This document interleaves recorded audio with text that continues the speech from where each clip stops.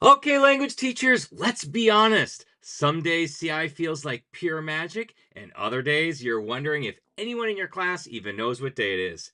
But here's the thing, it works. And this week we've got proof. Meet Vicki Schrader, the grammar queen turned CI novelist from Canada. Yes, she's gone from drilling verb charts to publishing entire novels. We're diving into the wild world of comprehensible input in real classrooms, not the Pinterest perfect kind, but the my story crashed and burned before second period kind. You'll laugh, you'll nod, you might even feel seen.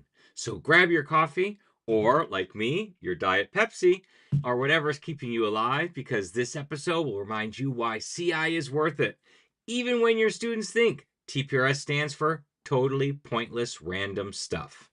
Let's do this. It's episode 10, CI in the Wild, my big takeaway.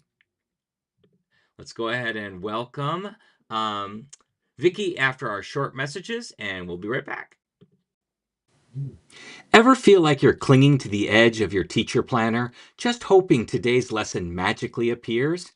Enter the CI Survival Kit, a monthly membership made for teachers who love comprehensible input, but also love not reinventing the wheel every Sunday night. Each month, you get fresh, ready-to-use lessons, time-saving tools, and just enough structure to keep your teaching life together. No stress, no guilt, just monthly help from someone who gets it. Sign up at mm.us/survival and let the survival kit do the heavy lifting for once. Welcome to Comprehend This, real talk for real language teachers. No drills, no dry theory, just honest stories, practical ideas, and a reminder you're not alone in the CI trenches. Let's dive in. And welcome, good morning, Miss Vicki. How are we doing today? Good, thanks, Scott. How are you? I'm a little tired. We had to wake up a little earlier because of our time changes here in the United States and in Canada. And I think Yep. Europe does it. I don't know if they do it the same week though that we do it. But yeah, so a little tired, but I'm good. And I want to apologize. Miss Pat Rolfes will not join us today. She's not feeling well, so just want to give her some good vibes and hope she feels better soon. And in the meantime, we've got Vicki from Canada. Is there anything you want to just tell us a little bit about you, Vicki? I know you were with our CI stories a few months ago, but anything you want to just refresh some people about who you are? Yeah, so probably one of the big ones is just reminding that I'm not a Spanish teacher. I teach English language learners. So ELL is my gig. I'm in Surrey, British Columbia. We also just had the time change. So fall back, which is a little easier than spring forward. That absolutely is. That absolutely is. But as I was talking with Vicki before we started, I take my dog to the dog park. She's a Belgian Malinois. She's a puppy, so she's not even a year and a half yet. So she is full of energy. She needs an hour walk in the morning and then 2 hours in the evening. We go to the dog park. In the summertime, it's 3 hours. I just can't manage 3 hours on school time at the same time. But with the time change now, the earliest I can get to the dog park after school is 4:30 by the time I get home from traffic. So we normally go to 6:30, but 6:30 was when it was starting to get dark. And now with the time change, it's going to be pitch black by the time 6:30. So I don't know how that's going to work. There's no lights on in this park. So I don't know how that's going to work and if any dogs are going to still be there for her to play with after that. So we'll have to Yeah. see. Today I'm going to start at 3:30 today because it's a Sunday, but tomorrow will be that test of time. And if she does not get her hours of playtime, she becomes a monster at home. So we'll see how that goes because I got her last year at the end of November, and she couldn't legally go to the dog park because she wasn't fixed and she wasn't old enough until March. So I think the time change had already happened by the time we started. So I don't think we've not gone through this winter period yet. So we'll see how that all works. Plus school, we'll see how the kids are doing tomorrow when we come into school tomorrow morning and see how that works as well. But let's get to today's topic, CI in the wild. What's that big takeaway? Because I know Vicki did not start with CI. I did. I mean, well, actually, I take it back. From October to January to winter break, I was textbook. And then I knew that wasn't going to work for me, and I switched right in my second semester of first year of teaching to CI. So I have been CI for nearly 25 years, and I know nothing else. I cannot do the textbook. I suck at the textbook. I could not I could not teach from that. So I'm coming from a spot of not knowing anything else for the most part, and we have a little bit more balanced viewpoint from Vicki. But let me go ahead and ask her what her biggest CI lesson so far is. So if you had to sum up the single biggest thing that CI has taught you about teaching kids or yourself, what would that be? Um, That's a big one.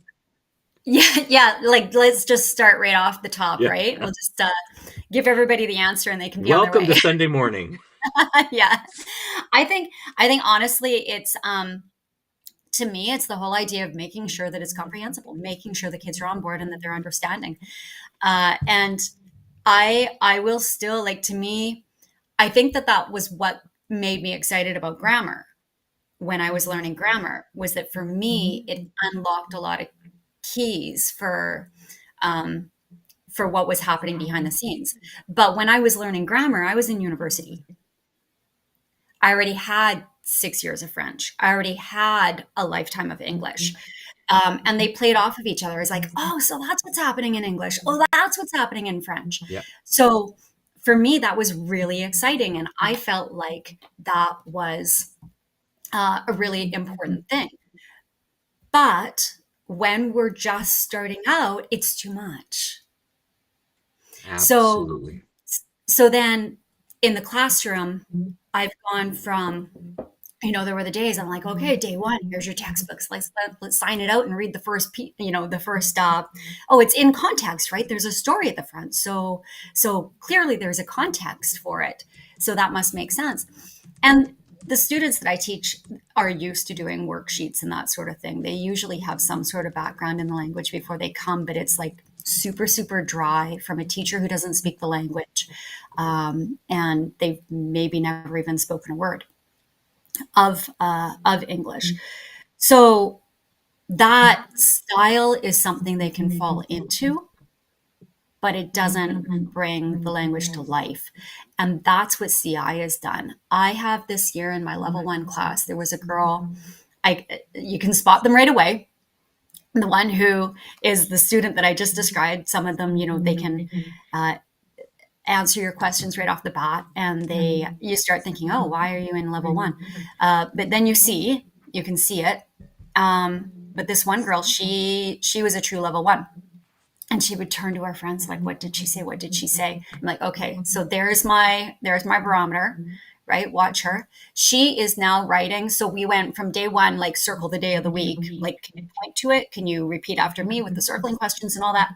She's now writing about 100 words in 10 minutes, right? Awesome. In her daily journal. Awesome. She can write for me and tell me what's happening if life's going sideways or what.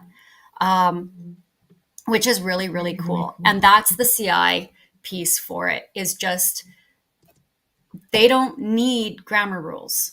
They need to be able to communicate. They need to be able to tell me that there's a problem in another class. They need to be able to tell me that their teacher doesn't understand them. And they'll feel like it's a racist incident, but it's not. It's a misunderstanding between teacher expectations and student like background knowledge or past ways of being, just the whole shift. So it's easy to sort out. But they need to be able to have those basic conversations. Absolutely. And a couple of things that you mentioned right off the bat about, first of all, grammar. When do we introduce grammar even in their native languages? It's lower elementary school when they start actually talking about grammar. And what's the assumption already? That they're relatively fluent in the language already. I mean, obviously not sophisticated language, but they can talk, we can understand them, we can talk, they can understand us. We don't have to do a lot of simplification or modification of the language back and forth. We don't have to do that pigeon speak at all for them to be able to do. But what do we do when we teach from a textbook point of view or a standard curriculum, a traditional curriculum? We hit them with grammar from day 1. And grammar, someone told me this, and I never really realized. I'm going to fix my camera because my camera's got me off just a bit. Bill Van Patten said, and I never really thought of it this way, he goes, textbooks are always ordered. What's easiest to teach, not what's easiest to learn. So Yep. what's the first thing they throw at them? Gender and gender agreement, which for, we don't have that. You don't have that teaching English, but teaching other languages that have gender, that's something that English kids don't understand and know concepts. So it's a really difficult thing to learn. It's easy to teach. And then subjunctive, which is relatively easy to learn in French and Spanish. It's relatively easy. It's one of the earlier acquired things in the native speaker world. But it's really difficult to teach. So they put that off into level 3 or level 4 because we don't have a similar concept, and it actually is going away in English subjunctive. I hear it hurts my ears every time I said if I was president. I'm like, no, it's if I were president, because you never were the president. So that always irks me, and I hear it all the time, and it stands out in my ears. So that you made that point about the grammar. It's funny that you pick comprehension, because you teach English language, meaning you could have multiple languages represented in your classroom, and you don't have a common language to fall back on to make it comprehensible, which I find is really funny because, years ago, I was not part of the story, but my best friend was. She was living it. So she explained it to me, and it was kind of funny. If you've ever been to a national TPRS conference, one of the things they used to do was it was immersion dinners is what they called them. So you picked the language, either one you already spoke or one that you were learning, and you went to dinner with this group of people, and the rule was you only spoke that language during the evening. So it was a way for us to be able to relate with actual adults in the language that we teach instead of with kids with the language we teach. And it was great. I like German, and I didn't want to use my stuff with Spanish, so I went always with the German group. So I was not part of this one. I was at that NTPRS, but I was not part of the Spanish conversation one. But it was Blaine Ray and it was Stephen Krashen were at the same dinner tonight, and it was Spanish. So they were having this conversation. The conversation was going well for like 30 minutes, no problem. And then someone introduced the word. I don't even know what the context of how this came up in conversation, but the word chispa, which means a spark, like either a spark from electricity or like a spark in your brain that went off. And so it came up, and now they were lost. Someone was lost. They couldn't understand what chispa was. And so for next 10, 20 minutes, they were drawing pictures. They were acting it out. They were doing all kinds of things to try to make this other teacher understand what chispa was. And it wasn't working. And then finally someone went about and said, oh my gosh, chispa means spark. She said it in English. Chispa means spark. Can we possibly move on from this? Yep. And a little bell went off in Stephen Krashen's brain, because Stephen Krashen, the whole impetus of what we do, and his idea originally, because he came up with also the natural approach. He co-founded the natural approach where you don't use translation, and he was against translation. He said no translation, no first language at all. And he was going about this. And then Blaine says, no, but sometimes you just need translation. And Stephen Krashen says, no, you don't. You absolutely do not need it. And this is the time when the little chispa went off in his brain and goes, oh, I see why you might need translation. Because sometimes it's the simplest, most direct, effective way to make something comprehensible. And we equated this to, let's say you're in class and you've been speaking and trying to get this one kid to understand this one word, and you've wasted 30 minutes doing it. Yeah. And the other kids are like, can we just move on from this? We got this the first time. And you got that frustrated kid who goes, it just means spark. Let's move on. And think about that. If they didn't understand it, just writing it on the board really quick, guess what? Bingo, it's done and we can move on. So he goes, I can see now where the point is. And in your case, you don't have that always to fall back on because you're teaching English. I know at my school, we have 43 different languages represented at our school. 43 of them. And I couldn't imagine being an ELL teacher and having, 30 of those 43 languages represented in one classroom. How the heck am I going to make something comprehensible? So I find that funny that you chose that particular one. And then the third thing that you said that made me go ahead and think about was how what's this non-native speaker doing teaching the grammar? And I'm like, Hmm. I'm the complete opposite. I don't want a native speaker teaching me the grammar because they can't explain the grammar. I can't explain in English why go goes to went. I know it's an irregular verb, and I know that the technical term in English, because it's the same ones in German, is weak and strong verbs. And to go is a strong verb because it goes from I go to I went. But I can't explain the rhyme, reason, or wherefore why it does that. I can't do that. Yet I can explain why the accents move around in Spanish. Why sometimes the word has an accent, sometimes it doesn't. It's actually to keep the pronunciation consistent along the way. I can explain those things, but a native speaker can't. They just go, well, that's just the way that it is. And so I never liked getting that grammar explained to me from native speakers. If you are the same as me, give me a thumbs up in that chat box or in the comment box if that's you as well, because I always got frustrated. I asked, I took German, French, and Spanish, and I would ask the native speakers, so why does it do that? I don't know. It just does. That's the answer. And it's the same answer I would give in English. Yeah, and in English, if a student asked me that, I could probably do it. It'll probably take me about 30 minutes, and I'm going to use words that are out of bounds. Yeah. So, because it's a complicated thing, I'm probably going to go into some language history that is going to completely bore them to tears.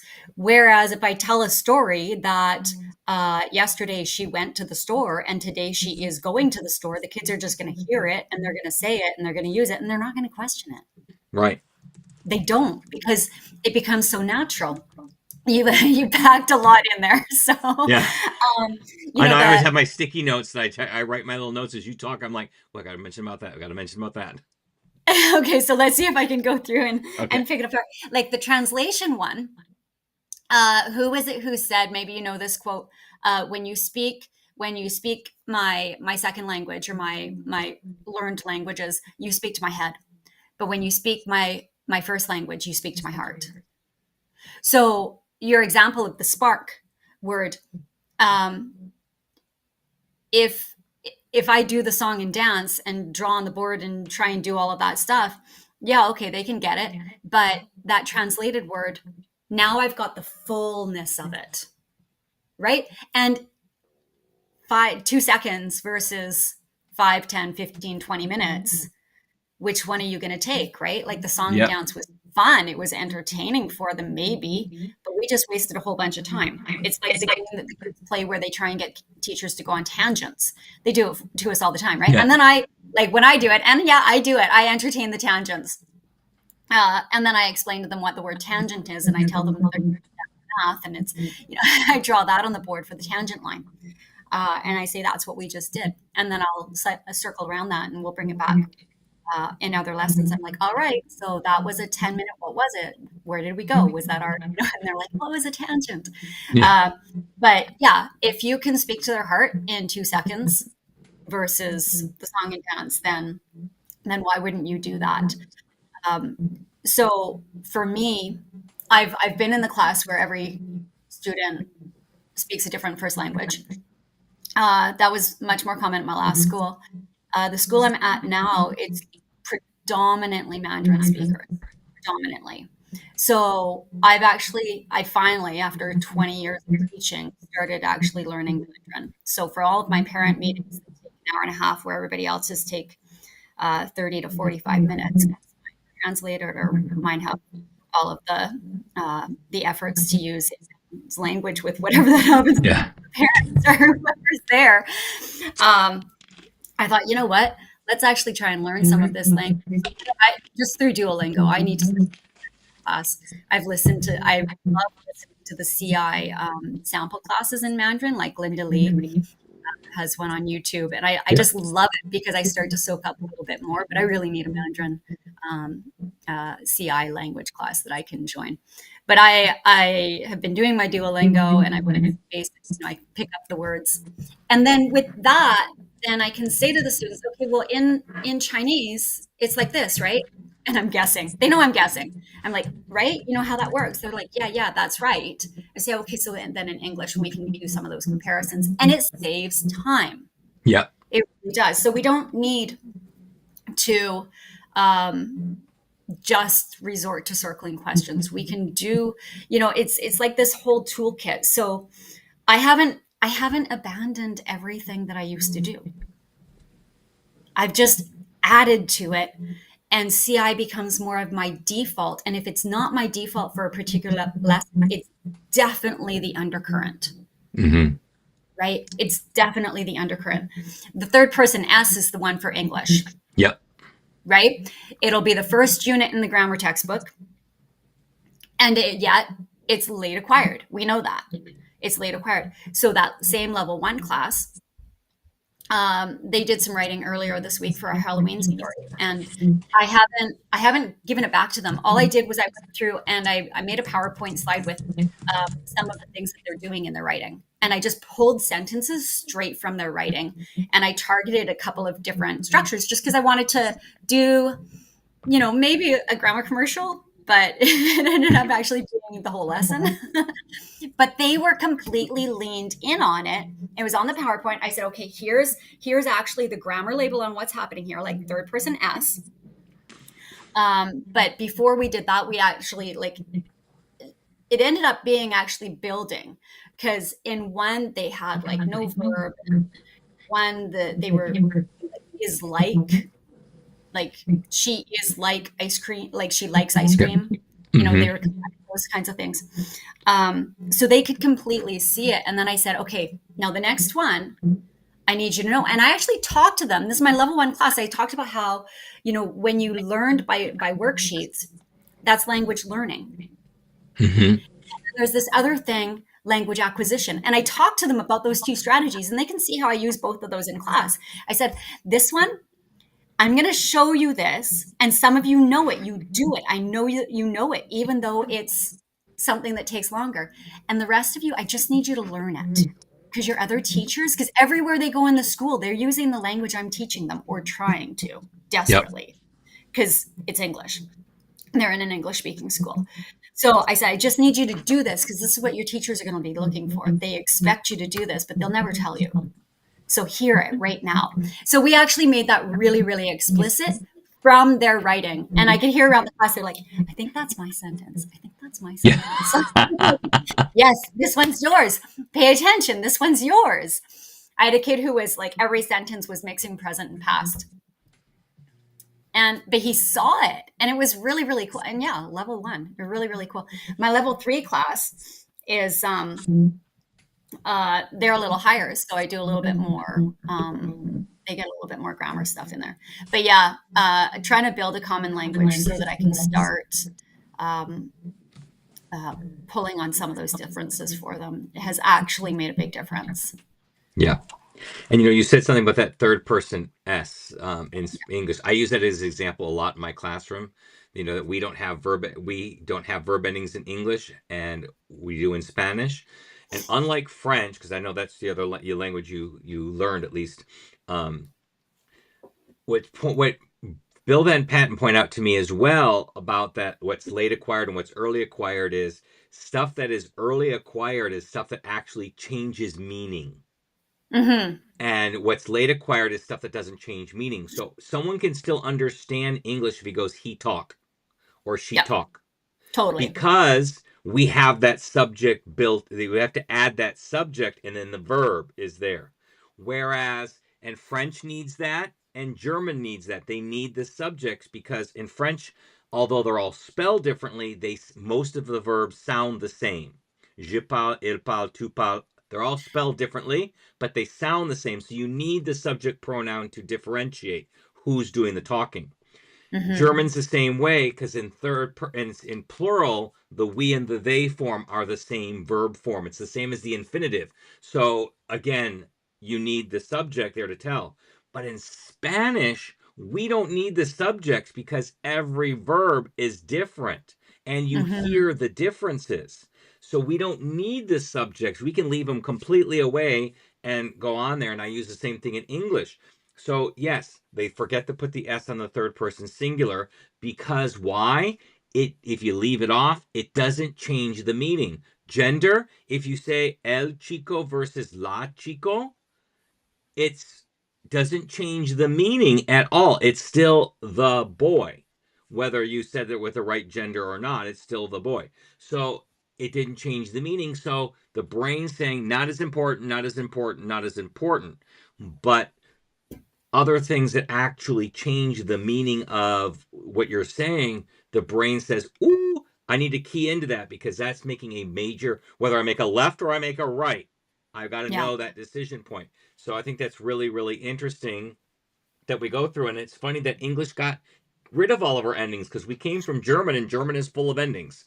And so Yeah. we have simplified. They always say, make a joke. Germans say, if you take away all the grammar rules, you're from German, you're left with English. And that's kind of like what it is. Um, I was also going to talk about italki. You mentioned that you need a CI class in Mandarin. One Yeah. of my dear friends, Dr. Terry Waltz, she turned me on to italki.com. And what italki.com is, it's a kind of like Uber for language teachers. So people Okay. join this program and you get native speakers from around the world. If you want, you know, Ukrainian versus Russian, or you want Colombian Spanish or Quebecian Spanish versus, I mean, Quebecian Spanish, Quebecian French versus Parisian French, you can find the actual dialects that you want. You're paying them in their local currency and they have different rates depending on what they want. And you can do traditional tutoring with them. But what she did is she told them the basic, what she wanted them to do in the lesson. She says, I want you to tell me a story and I want you to ask me lots of questions about who, what, where, when, either or, yes or no, about a story. And I want you to do this. And she trained them how to do CI. And then when she paid them, that's what they did for her lesson. And they're Oh. relatively cheap because what we think is cheap is really expensive in their own currency when they think about it in their own currency. Mm. They don't need, the cost of living in Colombia is a lot different than it is in America or Canada. So they don't need as much money. And you can find different ranges. They've got reviews, but I really like that. I also recommend it to my students too if they need some tutoring practice. It's a lot cheaper than the $60 an hour that they might be charged here in America when you can get it for maybe $10 an hour Yeah. and get an actual native speaker in there. So that's another thing I was just going to mention. You might find that in Mandarin. And I was Yeah, going to that's say, cool. go ahead. Oh no, just that's cool. Now I was going to say my biggest CI thing because we never even got to my answer to that. Um, for me, it's that personalization Mm-hmm. because the textbook isn't personalized and it's dry and they say they're personalized questions. They're just ask the same question to every kid.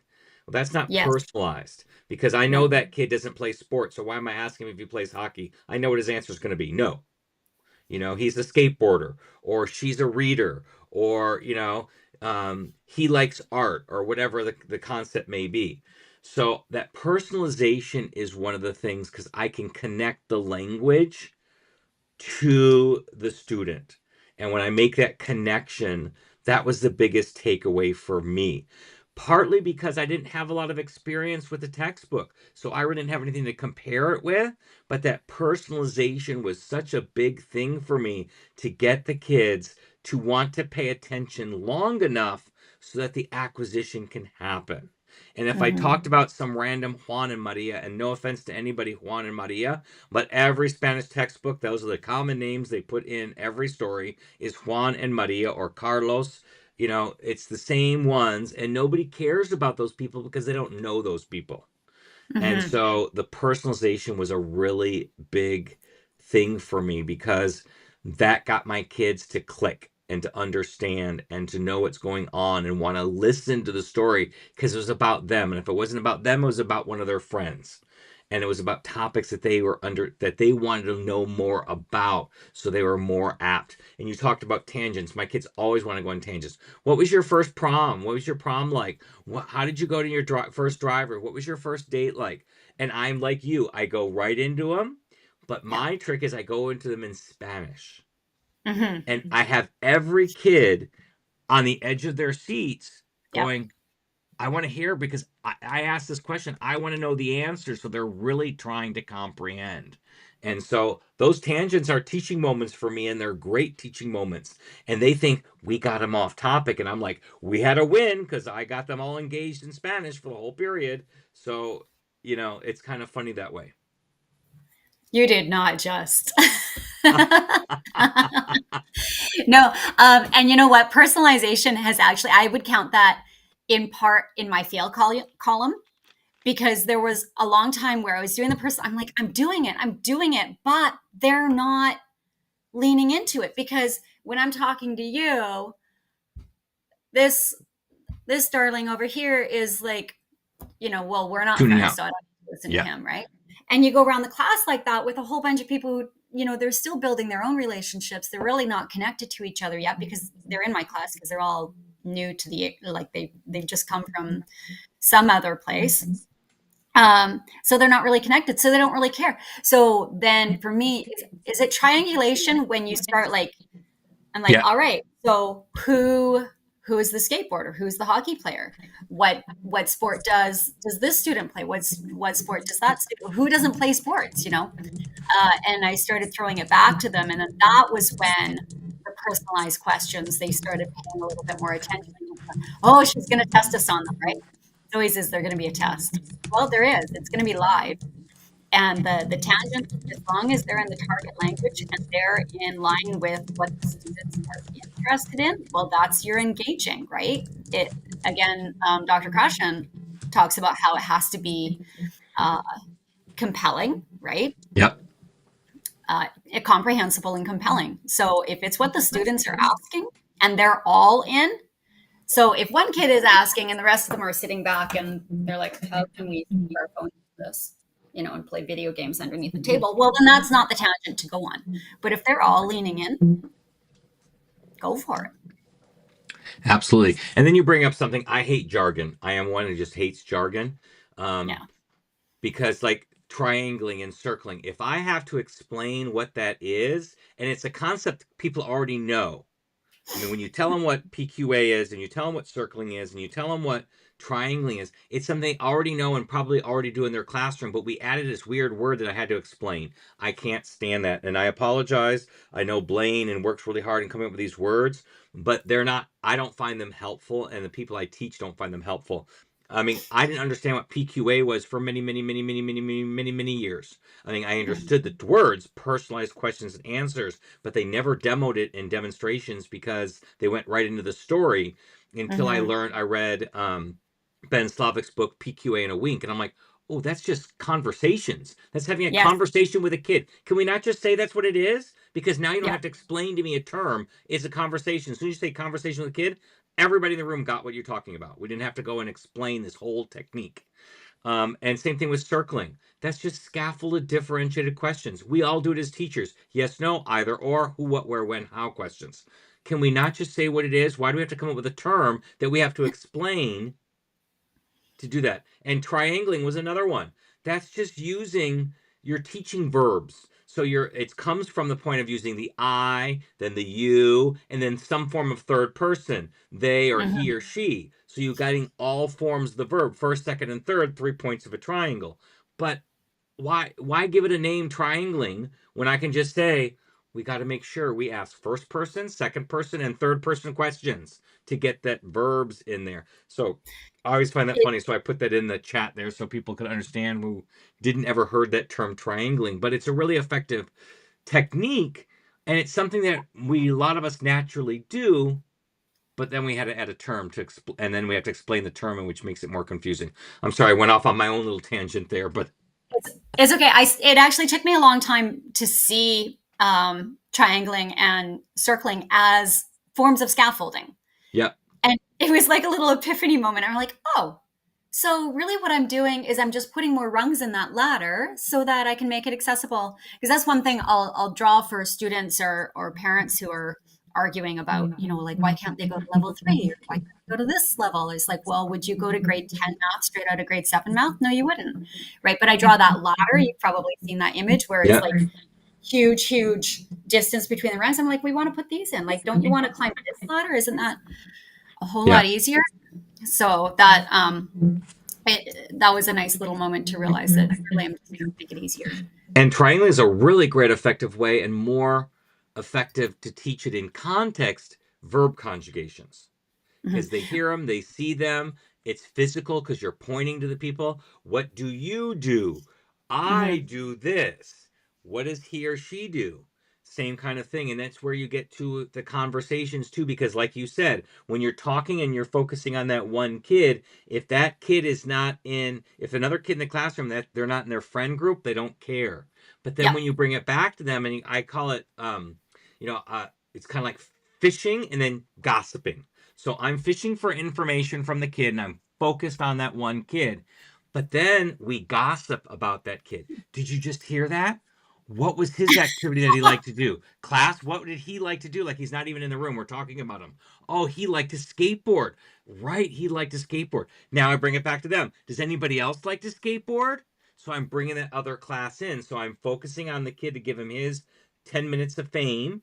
And then I bring it back with the rest of the class. So it's that constant juggling of back and forth, back and forth. But that's how you get the other class in there. But it's a really, like you said, it's a really good technique to be able to do that. And it's scaffolding. We're constantly scaffolding so that kids don't have to make those giant leaps from one level to the next, that we're giving them enough holding points to be able to move along. Like, ladder is so much more of a tame representation of it. Think about like mountain climbing, those kids who like to climb the mountain walls at the gyms. Can you Hmm. imagine if, each little stepping thing you had to go was 6 feet apart from each other? You Yeah. gotta Let's really, some kids gotta those out. really stretch. Yeah. Yeah. Try Makes it it, now. And they're yeah, like, no, exactly. I can't. I can't. Well, same thing. Exactly. Yeah. Exactly. Okay, So we just I spent, was thinking it's I like your term gossiping. I was thinking it's like being a good host at a party, yes. right? So I'm talking to you, but as teachers, we're never there's I know we teach to the eyes. So then we're looking at that student in the eyes, but as teachers, we're never only looking there. We're also surveying what's happening in the whole entire room.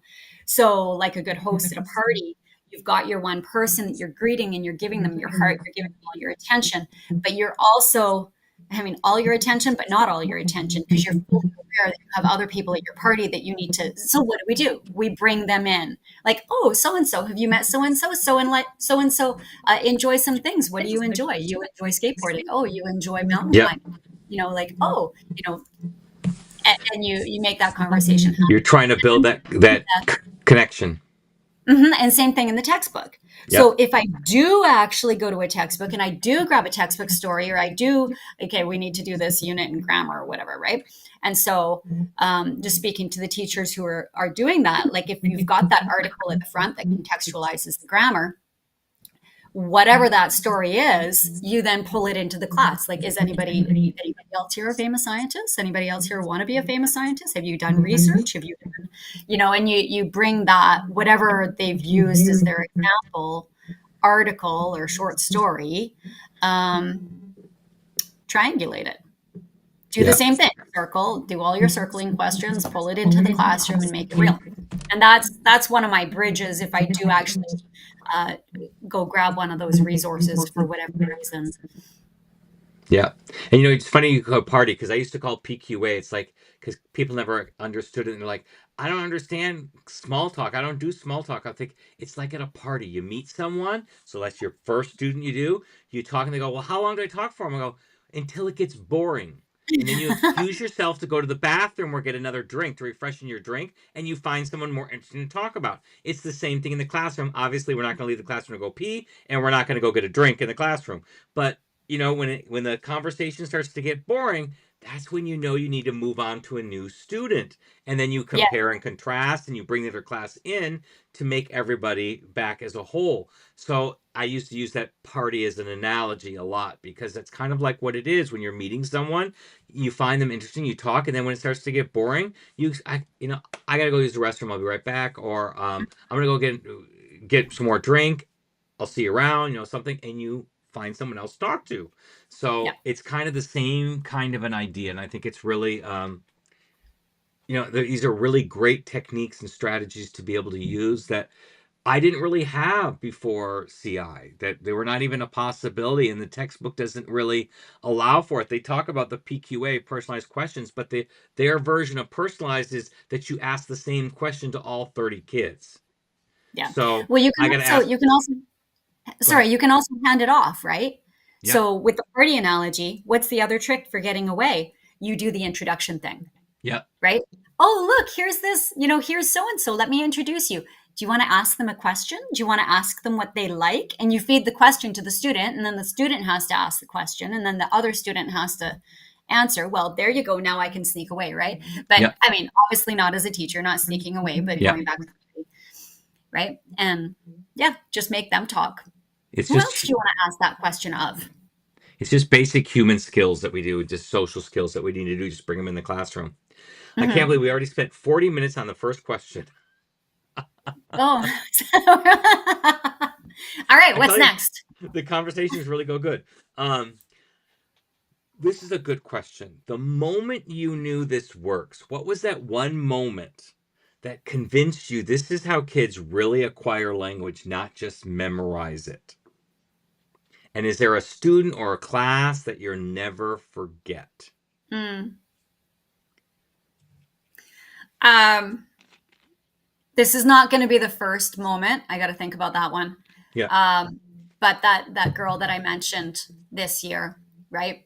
She's leaning over. Oh, I can. Okay, so there was a kid last year too.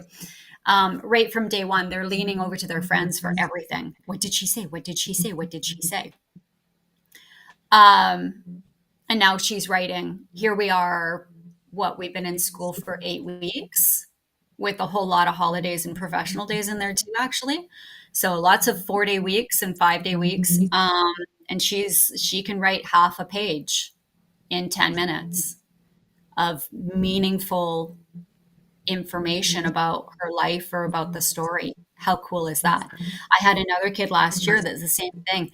At the end of the year, he started out exactly the same. And then at the end of the year, I was marking their final writings, and I was reading one. I'm like, this is fantastic. This is absolutely fantastic. It was so beautiful. I took out my phone and I actually took a picture of it as my exemplary work. And then I looked at the name. I'm like, you gotta be kidding me.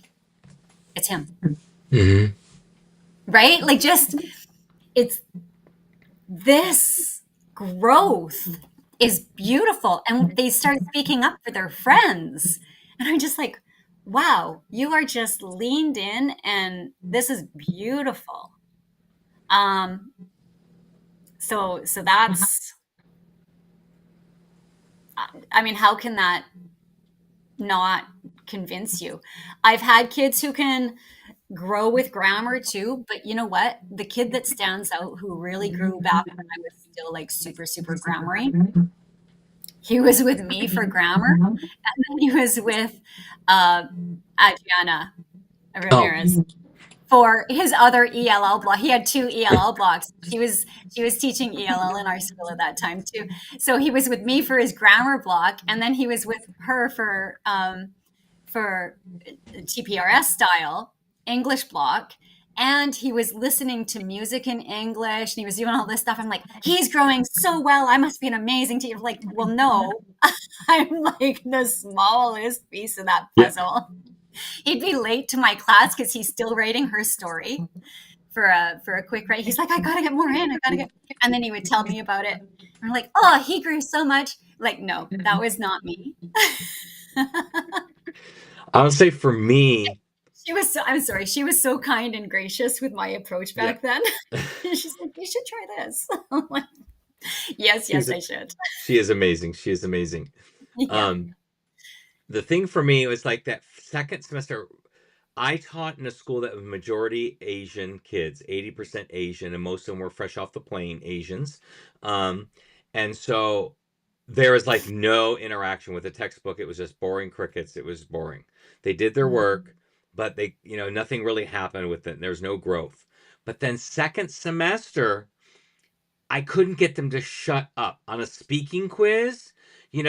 I only wanted 30 seconds. No, 5 minutes. I'm like, okay, we need to move on. I need to be able to get to the next kid. You've said enough. And I don't know. It was my first year teaching, so I didn't even know what a clock was. So I'm like, my second year teaching, I'm like, why don't I just set a timer? And when the timer goes off, they have to stop. I never thought of that. I just kept letting them talk. And I have some kids talk for 7 minutes and some kids talk for 8 minutes. And I'm like, that was just a matter of weeks between first semester and second semester, what was happening because of this. So that said to me, this works. I got kids to be able to actually talk and not Yes. shut up. That was the big thing. And then, is there a student that I'll never forget? There is. I had an amazing kid. Um, he was amazing. I had him in Spanish class, but in our school we had something called enrichment or um, in, intervention. Couldn't think of the other word. Enrichment intervention. So Mhm. kids who had poor grades in a class, they were pulled in for intervention. But as a school, we're like, well, what do we do with the other 85% of the kids who didn't need that intervention? Well, those were enrichment. So teachers would choose whether they were going to do an enrichment or a intervention class, and we made sure that classes like math and English were on opposite weeks so they weren't trying to pull the same kids. um, well, in Spanish, I didn't have very many interventions, so I did my intervention maybe once every other month. I did it probably there, but I did a lot of enrichment. A lot of teachers would choose fun enrichment things. It didn't have to even be with what you taught. Like some teachers liked films. They did film studies in class. They'd watch a movie during this time, this block of an Mm. hour and a half. They would do a film study about it. So all different kinds of enrichment that kids would like to want to go to if they didn't have to go to intervention. Well, I did one time, I did TPRS, but in German. We didn't have a German class. So Okay. for kids who wanted to learn another language, I thought maybe this would be fun. Well, this kid picked up. I mean, this is only an hour and a half, one class, and I did it for 4 weeks in a row. So you're talking about an hour and a half times four, but spaced 7 days apart from each other, and he was picking up the German endings like you wouldn't believe. Not just the verb endings, but the adjective endings. And unlike, French or Spanish, where the adjective endings, are relatively consistent, in German they change depending on if it's a noun. I'm sorry, if it's a subject, if it's a direct object, if it's an indirect object, or it's showing possession. The endings change. So the Okay. same ones, and then you got gender to worry about as well on there. So, and we have three genders in German. So it gets really complicated, but he was picking up on them just from hearing it, because we didn't do any of the normal stuff. We were just doing oral stories. We didn't do any readings. We didn't do anything else. We just did story after story after story. So he had no answering questions, no, I mean, like writing them down, no reading. He was just hearing the stories and he was picking up on these endings.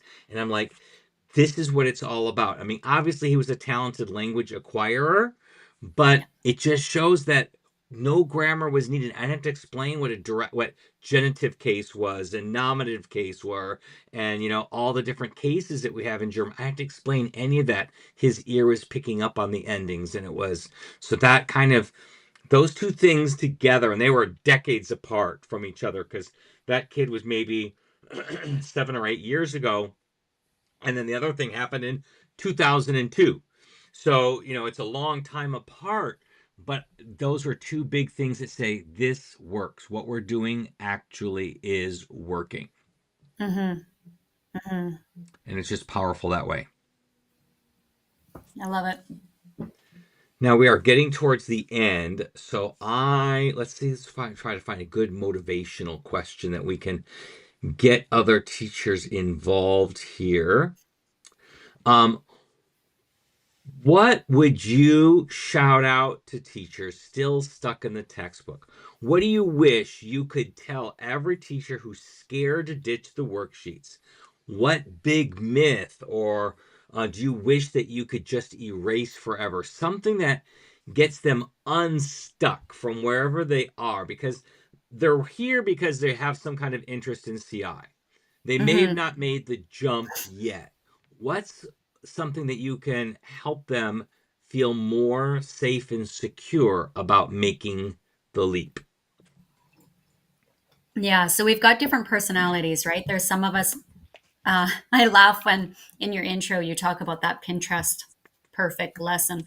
That is not my lessons. No, It is not my style. I dream of being that teacher. I am not that teacher. I never will be that teacher, and I don't need to be that teacher. absolutely.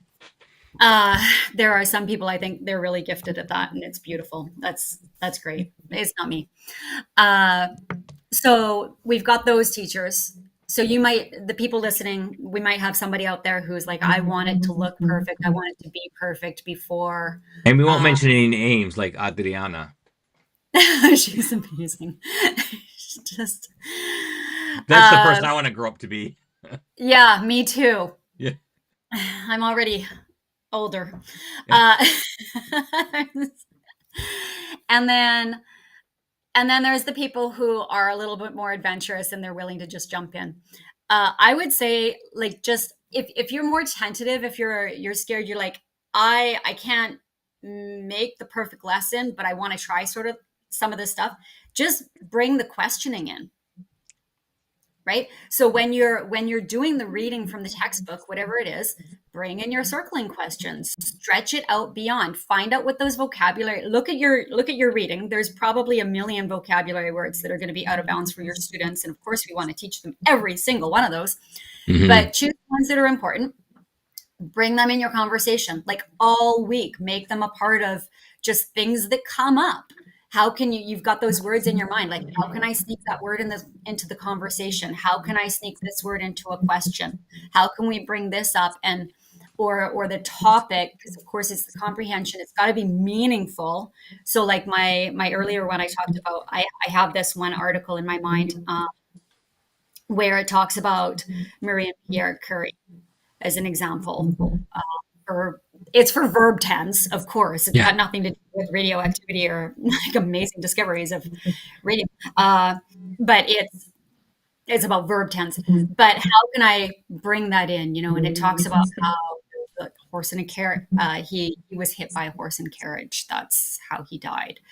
But you can bring those sorts of things into the classroom and make them a little bit more lively, a little bit more relevant. A little more real. And then those words are just going to get in there because it's CI.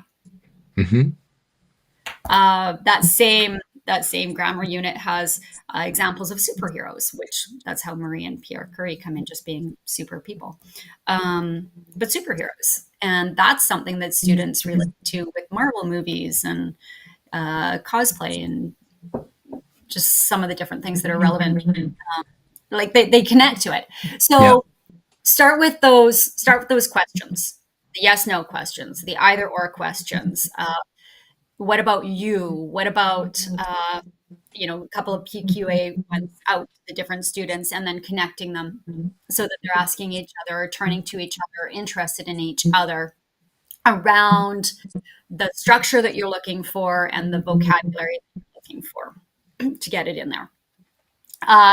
The other one, if you are more adventurous and willing just to jump in, is to write yourself a super, super simple story. And without a ton of detail, you just kind of know what your targets are and just try it. The first time I did an Ask a Story, the Halloween story that I did this last week, I've done it a few times now. I've got a few renditions of it. But it started just as a simple Ask a Story. And I thought, you know what, I'm just going to do it. It's going to be a mess. But I wrote, I think I had maybe 5 lines on the page. And I had a couple of targets that I kind of wanted. I wanted to teach them about Halloween candy and traditional candy and the fact that they needed to actually knock on the door and say, my family laughs at me for Halloween because I have a few rules. And I swear they're making right now upstairs. Because the kid has to be in costume and they have to say trick or treat.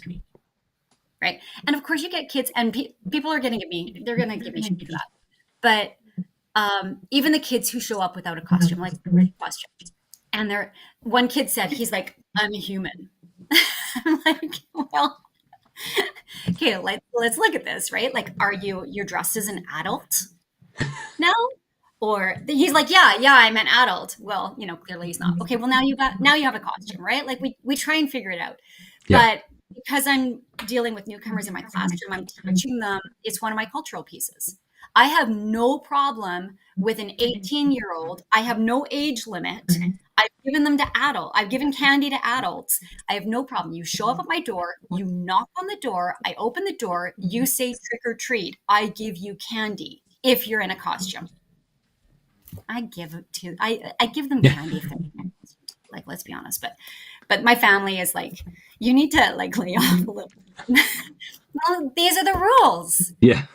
This is the engagement. So then that becomes my story, part of my story, right? So the first time I ever did it, if I get off my tangent and got to the point, I told the kids, I said, okay, I wanted to try the deskless thing. So I said, bring your chairs up. And I cleared space at the front of the room. And they're like, what are we doing? Chairs up. And I had them sit in the stadium kind of seating.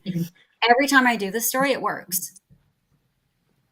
They bring their chairs up. It's totally different. They're away from their desks. They don't know what I'm doing.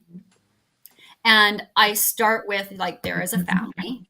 I said, who's in the family? And they told me there were 5 people in the family. And I'm thinking, there's never been 5 people in my family for this story.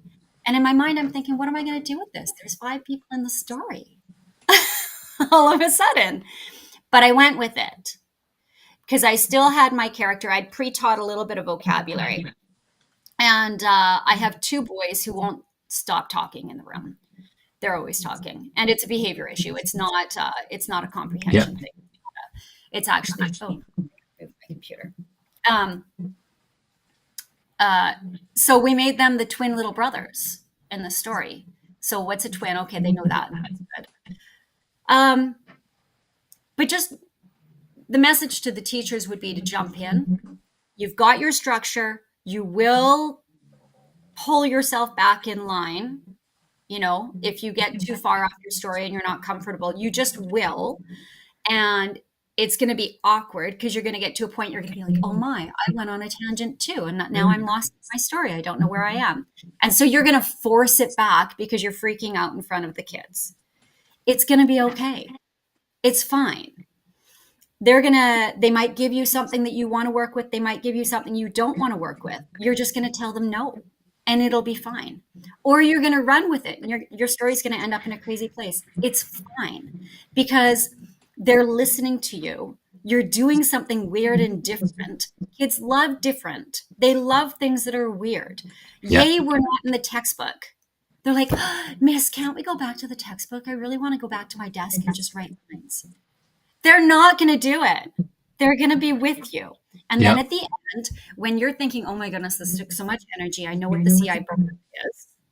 Send them back to their desks and tell them to write it down. Right. And they're going to say, oh, how do I spell this? How do I spell that? That's okay. Every word they ask you, just write it up on the board. Just try it.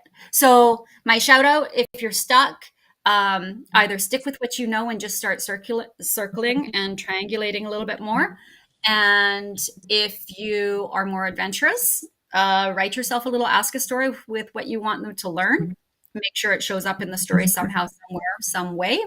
Mine is, I like getting traditional in that Halloween story. I like getting like traditional candy. Candy has to be wrapped, right? You know, modern day. It has to be like, and you're teaching culture. Yeah. Yep.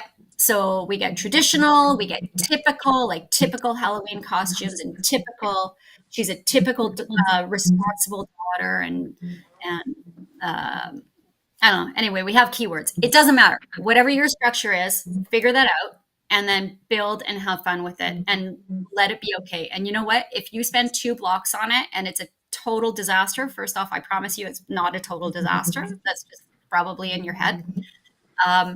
You tried it. And then next time, because we are who we are, you're going to think about it. You're going to think, I'm going to do it again. Or absolutely do it again. But you're going to get a few more skills out of it. Absolutely. And I'll add to that, my 2 things. One of them is not my own idea. I got it from Susie Gross many, many years ago, the wisest woman that I know in CI. And I try to get her to come on with us this. She goes, I'm too old. Nobody can benefit from my knowledge. I'm like, oh no, you aren't too old, number one. And yes, people can benefit from your knowledge. She said, because I don't understand this, because I just jumped right in 100%. I gave up the textbook completely and went right in. But I know most people are not like that. So she said, replace 1 activity a week with a CI activity. Just look in your, what you're going to do that week. Find either modify it to make it more CI or if it's not doable, you can't modify it and make it CI, take it completely out and put in an easy CI activity that you can put in the place. Maybe it's just conversations. Maybe that's all that it is. Maybe it's a picture talk. That's all you can do. That's Yep. fine.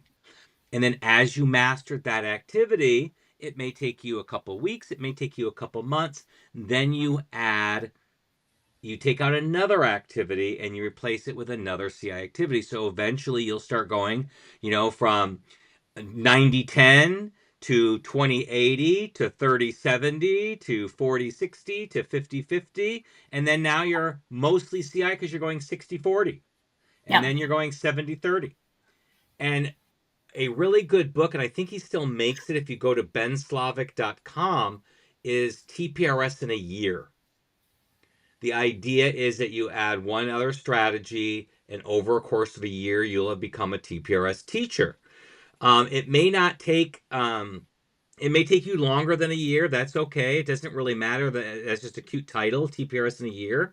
But as you do it, and I'm going to put Ben Slavic's slavic.com in the chat, put it up there so people can see it.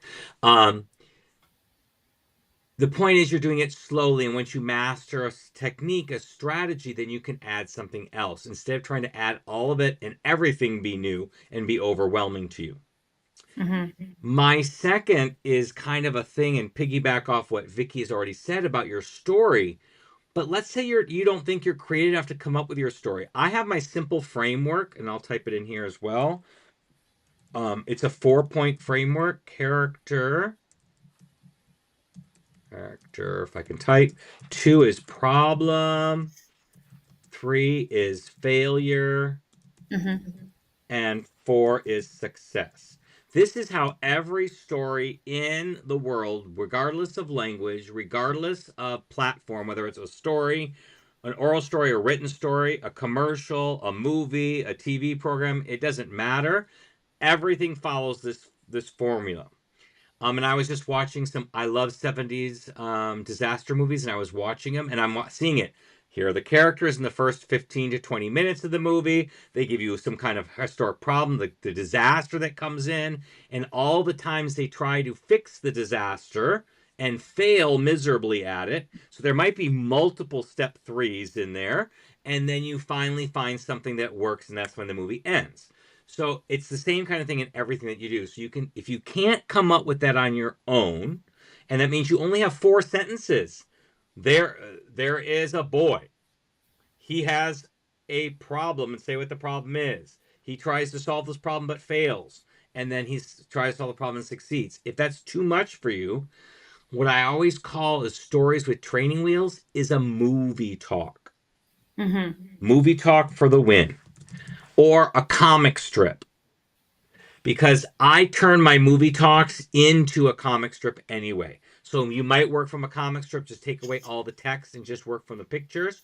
Or you can do what I do, take a movie talk, take a 2 to 3 minute video you find on YouTube, take screenshots of the most poignant parts, talk about those, there's your story, and at the end as a reward, let them watch the video. And Yep. that way you've done it. You don't have to come up with anything. The story is there for you. All you have to do is ask the questions. So that's another way that you can start slowly in there and get the kids engaged. And I just find stories that are going to be interesting to my students. I'm not looking, oh, I got to teach family vocabulary. Let me find a family story. Because no, then the kids know that you're teaching them rather than just doing the story. I can put any vocabulary in a story, whatever I need to teach. And because I work with high frequency words, anything I put up on the screen is going to have those high frequency is, has, wants, goes, all that stuff is in every story you find. But if I need to teach family vocabulary that week, instead of making there is a boy, there is a brother. Mm-hmm. Yep. And does he have a mom and a dad, or just a mom, or just a dad, or 2 dads and 2 moms? Is one dad a stepdad and one dad's a real, I can bring all of that in without even trying and using the same story. And maybe next year this story comes up during the food chapter and not the family chapter. Well, I can say there is a boy. What's his favorite foods? What does he like to eat for breakfast? You can do anything you want with the story that's there. So those are the two things I would suggest. Take one activity, swap it out, and if you want to do a story, do a movie talk or a comic strip. But if you do a comic strip, take away all the text. It doesn't matter what language the comic strip was originally in because you're taking away the text anyway, and you can just tell the story. I like to use for movie talks animated shorts. So I go on YouTube and I search animated shorts. They're usually 2 to 4 minutes in length. They have very minimal language in them, if at all. Mm-hmm. But they'll have sound effects and they'll have music in the background, and I leave that in there. But they don't have any dialogue or any language in there, so it's perfect. You can teach Mandarin with it, you can teach Russian with it, Spanish, French, English, doesn't matter because there's no language in there. So that's what I like, and I look for ones that I think my kids are going to be interested in. Like right now, my kids are all about TikTok, so I go and look for animated shorts with TikTok in them, and then the kids they get more engagement that way. I laugh a little bit at the, oh, I have to do a food unit. Like Yeah. you can get that in anyway. I do a story often in early October called Ian. It's a movie talk. And the first time I ever watched, and so if you're listening and you're wondering what is it, search CGI animation Ian or Ian IAN CGI. The first time I ever watched, I thought, what am I going to do with this, or am I going to use it? Because the kid goes flying backwards and shatters into a million pieces in the fence. What do I do with that? That's kind of traumatic. But there's so much you can do with it. And then over the years, we build the story.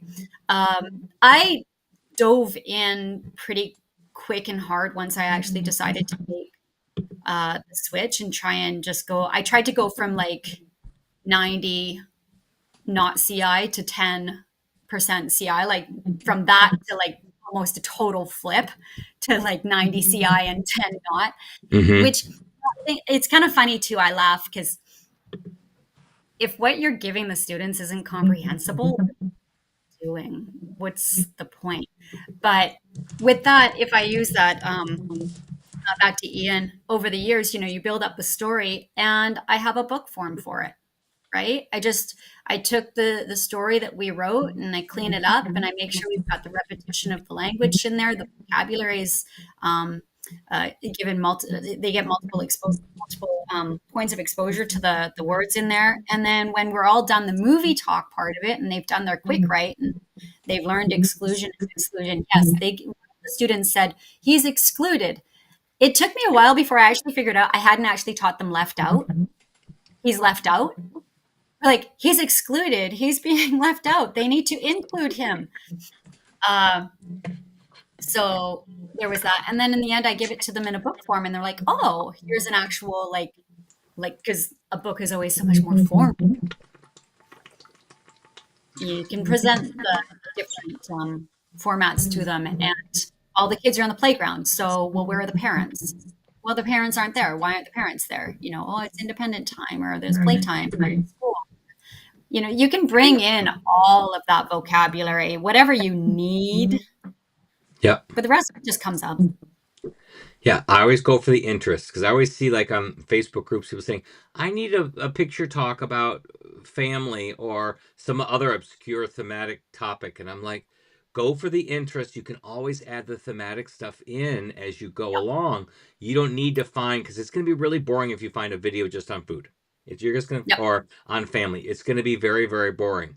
But if you find another story that's more engaging to them, and then bring it in and bring on the vocabulary you have to teach, it's much more engaging that way than trying to force feed them the vocabulary. And then they know that you're trying to teach them something. Where if they go, oh, we're just watching a fun video and he happens to be talking about it in Spanish, we're not really learning anything. My kids always say, we haven't done anything in class today. We didn't learn anything. I'm like, really? Really? It's because it just doesn't look like traditional work, like traditional classes where teacher teaches something, kids do work, kids turn something in. Yep. It's not that standard type of a thing. Well, we are over time. Is there anything that you want to just part everybody with today? Just try it. Just try it. Yes, absolutely. Absolutely. So I want to thank you for joining us today. And let's get ready for our output here today. So that is a wrap on today's episode of Comprehend This. Thanks for hanging out with us and pretending you're grading while you're listening. I see you. Huge thanks to our guest, Vicki Schrader, for keeping it real and reminding us that CI doesn't have to be perfect. It just has to be human. If you got a laugh, a new idea, or just felt a little less alone in the chaos, do me a favor, subscribe, leave a review, and share this episode with that one teacher who still thinks grammar drills build character. You can watch us live on YouTube or catch the replay anytime on your favorite podcast app, because we know you're multitasking anyway. And remember, ditch the drills, trust the process, and I'll see you next time on Comprehend This. Have a good one, everybody. And my button's not working. Hello, button.